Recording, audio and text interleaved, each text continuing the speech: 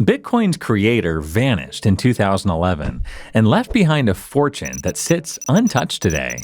We're talking about somewhere between 600,000 and 1.1 million Bitcoin. That's tens to hundreds of billions of dollars. So what happens if Satoshi Nakamoto suddenly comes back? A little recap. Satoshi Nakamoto published Bitcoin's white paper in 2008, launched the network in 2009, then continued working on it with other developers over the next couple of years. Then, in 2011, a famous email from Satoshi to developer Mike Hearn read, "I have moved on to other things." And with that, poof, they disappeared, and Bitcoin was left in the hands of the community. Since they were anonymous, the only way someone could credibly prove their identity today is to prove they own the private keys to those original wallets. But since 2011, those wallets have stayed completely dormant.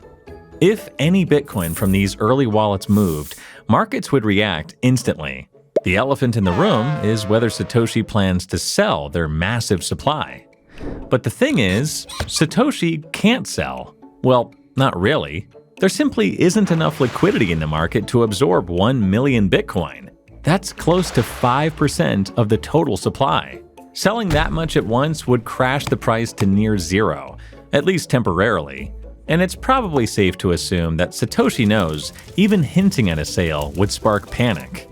But uncertainty is the market's weakness, and it'll surely trigger at least a temporary sell-off. So if Satoshi didn't come back just to tank the price, there's another, more plausible scenario for announcing their return. They could just sign a message using their private keys, a cryptographic stamp to say, "I'm back," without moving a single Satoshi. This path would be far less financially destructive, but it'd still raise questions. If they aren't selling, what are they planning? Bitcoin has evolved without its creator for well over a decade.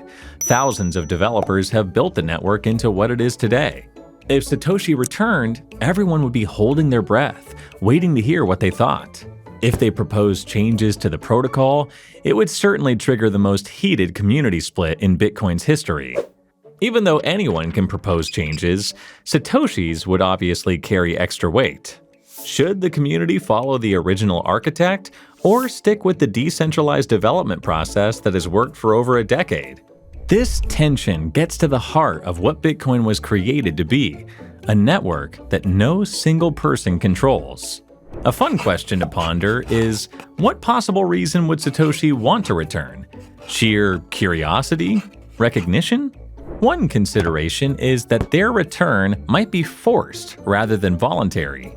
Quantum computers are advancing quickly, and it could be the biggest risk to Bitcoin's core security. Think of it like having a lock that's unbreakable today, but might open with a master key within the next decade. It's estimated that around 6 million Bitcoin, including Satoshi's holdings, are vulnerable to quantum attacks because their public keys are permanently exposed, either from being reused or because they're using older address formats. Satoshi might need to move their coins to quantum-resistant addresses before it's too late. Considering the potential financial and cultural impacts, Satoshi's disappearance might have been the best thing that ever happened to Bitcoin.